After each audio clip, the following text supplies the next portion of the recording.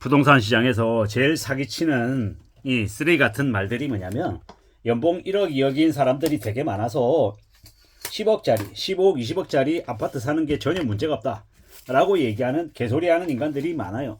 근데 실제로 연봉 1억을 받으면 실수령액이 650만원, 연봉 2억이면 실수령액이 한 1100만원쯤 돼요.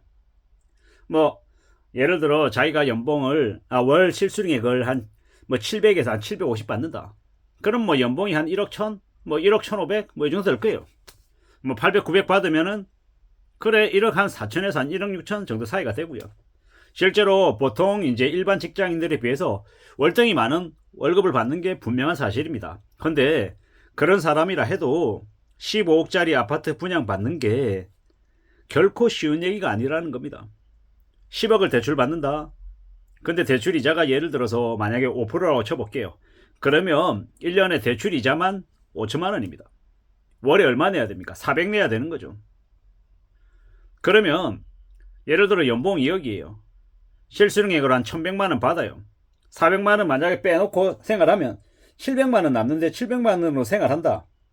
그러면 이 보통 되게 소득이 예를 들어서 외벌이 가장이 한 250만 원에서 한 300만 원 받는다고 생각하는 사람들은, 그 정도 받는 사람들은 그래 연봉 2억이면 실수령에 1100만 원 1150만 원 받아서 10억 대출해가지고 월에 이자로 한 400 내면서 생활하는 거 가능하겠다. 400 내도 700만 원 750만 원 있으니까 괜찮겠네 라고 생각하기 쉽습니다. 근데 현실은 어떠냐? 연봉 2억 받아도 실수령액 1100 1150 돼도 그렇게 여유롭지 않다라는 겁니다. 그들의 입장에서는요. 왜냐? 애 둘이다. 그 정도 되면 애를 그냥 학원 한 두세 개 보내고 말겠습니까? 아닙니다. 가해 선생 붙입니다. 그러면 1인당 얼마 들어가겠습니까? 애 둘이다라고 하면 한 명당 150, 두 명 해가지고 교육비로 300 들어갑니다. 적게 들어가면 한 250요. 그럼 아까 말씀드렸잖아요. 예를 들어서 1150만원 받아요. 거기서 주택담보대출로 10억 대출 내서 이자 한 달에 400 내다 치면 400 빼고 아까 애들 교육비 둘명 250만원 빼볼게요. 그럼 얼마 남습니까? 1150에서 400 빼고 250 빼면요. 얼마 남죠? 보자. 한 600 남습니까? 400만원에 250, 650이니까. 뭐지 이거? 550, 500 남네요. 500. 그럼 500으로 생활하니까 충분하다 이렇게 생각하잖아요. 그런데 딱 희한한 게 뭐냐면 연봉 한 2억쯤 받는 실수령에 1100, 1150 받는 사람이면 뭐 대기업에서 뭐 상무급쯤 되죠.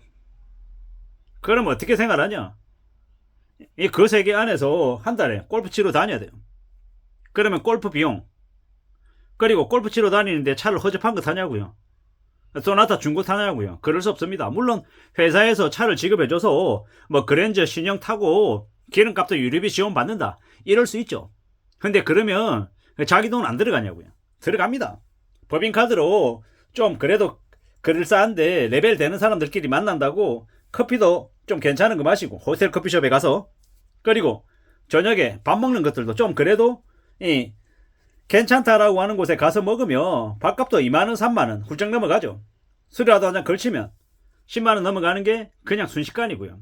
결국 그 정도 되는 사람들의 씀씀이는 적지 않다라는 겁니다. 법인카드로 전부 다 커버가 안 되죠.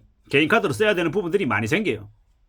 그러면 그 500만원 남은 것 중에서 그 한 상무급쯤 되는 사람이 150만원 100만원 200만원 안 쓰겠냐고요. 그러면 그 와이프는요, 이래저래 따져버리면 생각보다 돈이 많이 여유가 남아서 집을 충분히 주택담보대출 받고도 여유롭게 살 수 있다. 이러기 어렵다라는 겁니다. 살아가는 삶이 우리가 연봉을 하도 못 받아가지고 월에 만약에 한 3천만원 이상 실수령액으로 받는다 이러면 좋겠죠. 2천만원 3천만원. 근데 그럴 수 있는 사람은 극소수. 대부분의 사람들은 되게 빡빡하게 산다라는 거. 연봉 2억 받아도, 연봉 1억 5천 받아도 흔쾌히 10억 대출 받아가지고 강남에 있는 아파트 25평짜리 산다? 참 쉽지 않은 얘기다라는 겁니다. 30평대쯤은 그래도 가야지 라고 생각하면 요즘에 강남에 30평대 아파트 분양가 15억 됩니까? 훨씬 더 비싸죠. 20억에서 한 22, 3억 해요. 그 정도 이제 살라고 하면 이제 연봉 2억에 실수령액 월 1100, 1150 받아서 안 된다라는 겁니다. 그냥 영업하는 놈들이 개잡소리 하기 좋기에 연봉 한 2억이고 연봉 3억 받는 인간들이 되게 많으니까 그들이 15억, 20억, 30억짜리 아파트를 충분히 살 수 있는 이 구매 여력이 된다라고 개소리를 떠들어대는데 절대 그렇지 않다라는 겁니다. 실제로는 연봉 1억이라고 해도 저기 경기도 외곽 끝자락에 아파트 사서 대출 내서 주택담보대출 내서 10년, 20년 갚는 사람들이 어쩌면 그게 되게 현명한 모습일 수 있다라는 거. 근데 집값이 뭐 3억, 4억일 때 주택담보대출로 한 1억 5천, 2억 낸 사람들, 그런 사람들이 열심히 일해가지고 갚으면 그러면 좀 커버할 수 있는 정도 수준이 되죠. 근데 집값 10억 넘어가는 순간, 대출 한 7, 8억 넘어가는 순간 연봉이 아무리 1억, 2억 된다 하더라도 살아가는 게 결코 소홀하거나 쉽지 않다라는 얘기를 하고 싶은 겁니다. 그래서 개소리하는 놈들의 말에 노란하지 말라는 겁니다. 삼성전자 다 맞벌이 부부해서 살면 남편도 1억 받고 아내도 1억 받고 그래 650, 650 합쳐가지고 한 1300쯤 받으면 되게 뭐 15억짜리, 20억짜리 아파트 되게 많이 살 수 있다라고 개소리를 떠들었는데 그럴 수 있는 사람은 되게 극소수라는 거. 외벌이로 사는 사람들 연봉 1억 5천, 2억 받아도 결코 살아가는 거 만만하지 않다라는 겁니다. 물론 1억 5천, 2억 연봉인 사람들도 되게 극소수이고 절대적으로 많이 받는 게 맞는데 그럼에도 불구하고 그들조차도 15억짜리, 20억짜리 아파트 사는 게 쉽지 않다는 얘기를 하는 겁니다. 저 예전에 전 직장 다닐 때 저희 상무가 연봉 1억 8천이었어요. 어디 사냐? 저기 금천구에 되게 다 쓰러져간 아파트, 4억짜리 아파트 살았어요. 근데 그 인간이 저기 송파구의 가락동의 헬리오시티 사고 싶어서 계속 들여다보더니 보다가 나중에 어떻게 했냐? 포기했어요. 왜냐?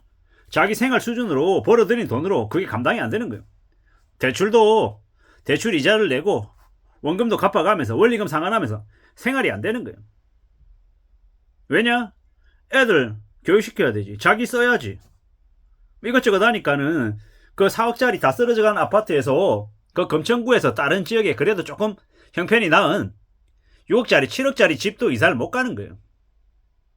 그게 보통 사람들의 모습이 들어가는 겁니다. 아니, 그 사람은 보통 사람이 아니라 이 소득으로 따지면 상위 몇 프로 안에 들어가는 되게 고소득자임에도 불구하고 대출을 내서 집을 사는 게 결코 쉽지 않더라는 겁니다.